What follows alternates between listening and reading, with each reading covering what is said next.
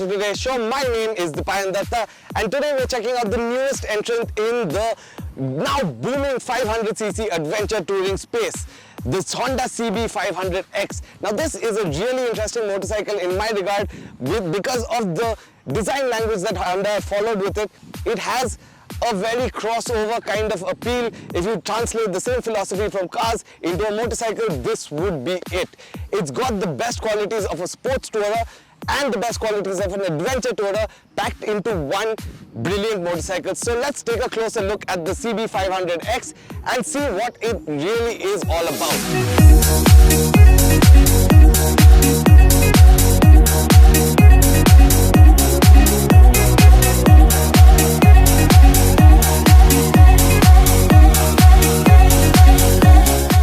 Honda have followed a very interesting design philosophy when it comes to this CB500X.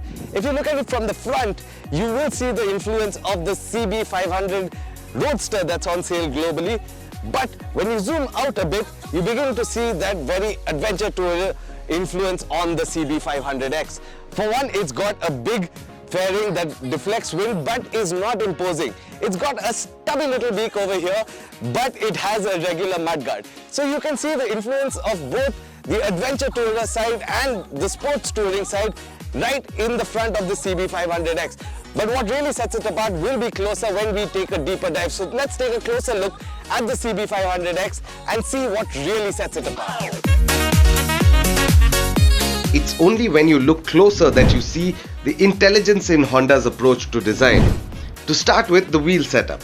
19-inch wheels up front and 17s at the rear.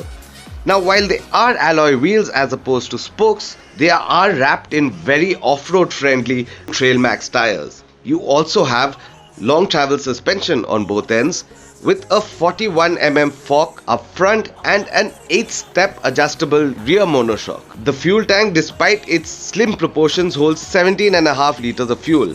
Add to that the tall windscreen, the long comfy seat and the raised handlebar, and the CB500X comes across as a motorcycle that you can ride all day no matter what the road throws at you.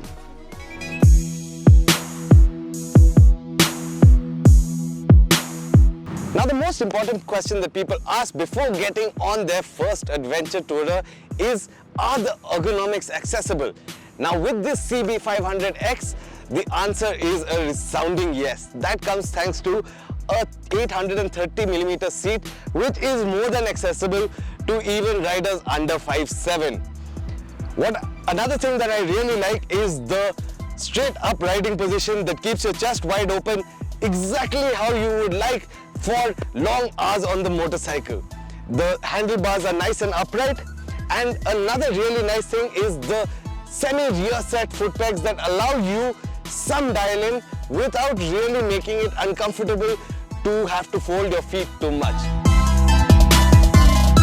While the Honda does miss out on some key tech features like rider modes, switchable ABS and traction control, there is still a lot to like. The instruments are digital analog but are clear and easy to read whether you're standing up or nestled in the saddle. You get LED lights up front and at the back and a manually adjustable windscreen. In the end, you get a sense that this is a motorcycle that has been built to last, and as far as touring motorcycles go, I think that is a crucial factor.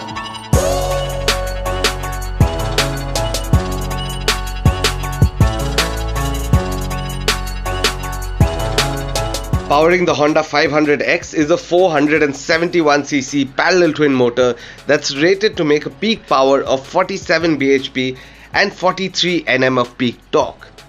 In my opinion, this motor is the crowning jewel of the 500X. It hits the sweet spot between being too linear and too peaky. Out on the road, that means that the 500X has more than enough grunt to sit comfortably at triple-digit highway speeds without sounding strained or transferring too many vibrations to the rider. The relatively sharp rake, the 199 kg curb weight And the smartly laid out rider's triangle means that even through winding canyon roads, the 500X promises to be an engaging ride without that top-heavy adventure tourer stance. Braking force is handled by a 310mm disc up front and a 230mm disc at the back, with dual-channel ABS that's always on. Now these do an excellent job of reining in the 199 kg Honda with good feedback on the levers as well. Once you turn off the beaten path, torque delivery is smooth even in the lower reaches of the rev band, making it easy to navigate through those tight off-road spaces. Add all of this together and the Honda is one of those few motorcycles that is as enjoyable on road as it is off-road. And that is not something that we get to say very often. Now at 6.87 lakhs, the Honda CB500X is easily the most expensive adventure tourer you can buy in this 500cc segment. But along with that, you also get a whole lot of benefits of owning a Honda. For example, that the engine will probably be bulletproof. Service network is massive and you can go almost anywhere and find a Honda dealership. And the fact that the build quality overall seems to be better than what the competition is offering. But on the downside to that, it does miss out on a whole lot of features that you would get for similarly priced bikes, and it does not make as much power as say the Versys 650. So is this a good offering?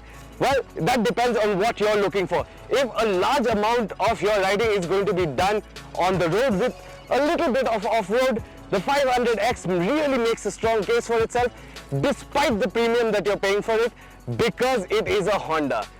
Thank you so much for tuning in to our review of the Honda CB500X. Don't forget to subscribe to the Auto Today channel, hit that like button if you like this video, and hit the little bell icon so you are notified every time we drop a dope new video. This is Didi signing off.